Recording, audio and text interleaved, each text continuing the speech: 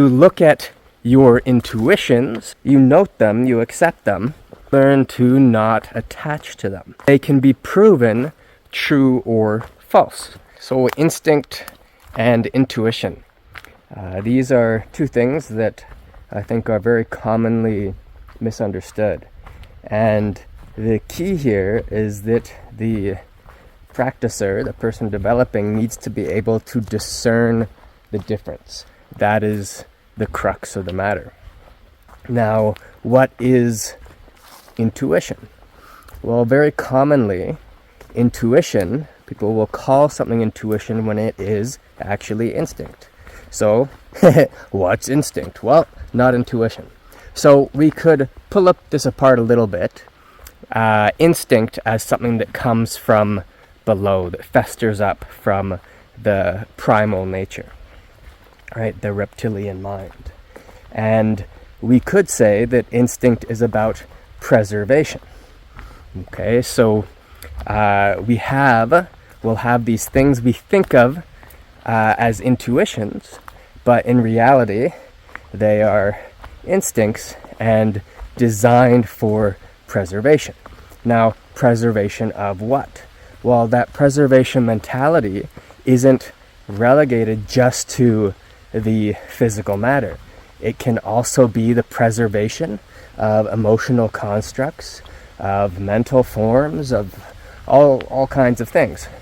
So when we are having or experiencing, nice little stream waterfall here. When we're experiencing intuition, we need to discern whether it is intuition or instinct.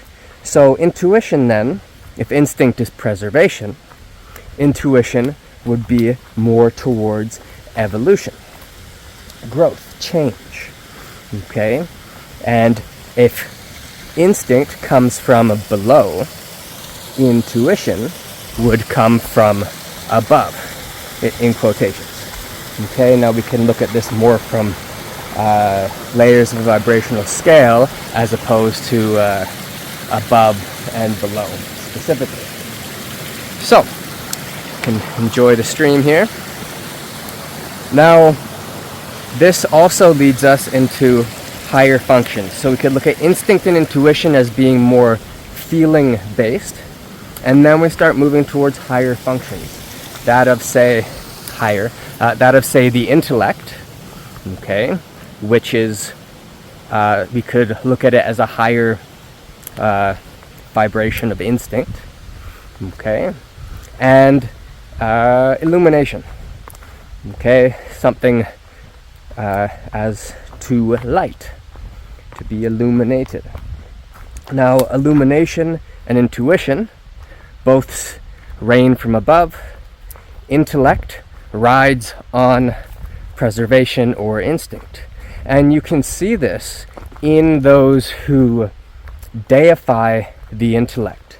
Okay, those who canonize the workings of the intellectual mind are very, very often, well, how do we put this? If they canonize the intellectual mind, they are often quite, you can see it usually in the eyes, quite tight eyes, that feral, animal caught in a trap, okay?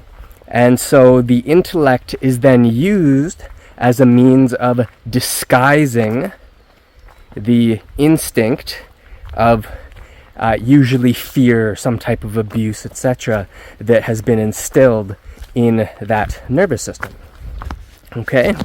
So when we are using or exploring intuition, we need to make sure it is not just a confirmation bias of instinct. Okay? Now, what are the downfalls of confusing intuition and instinct? Well, we think we're moving towards our best good, we're being guided in some way, when in actuality, we are cementing our own pitfalls as an individual. Now, once again, I cannot give you clear markers for this. This is something you have to learn to discern on your own through your own practice.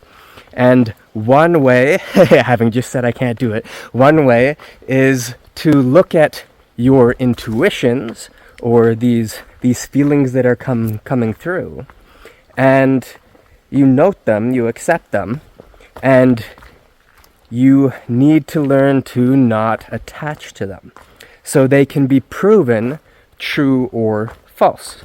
And over time, through not attaching to them, you will be able to begin discerning the subtle differences in the beginning between which ones are actually intuition and which ones are actually instinct.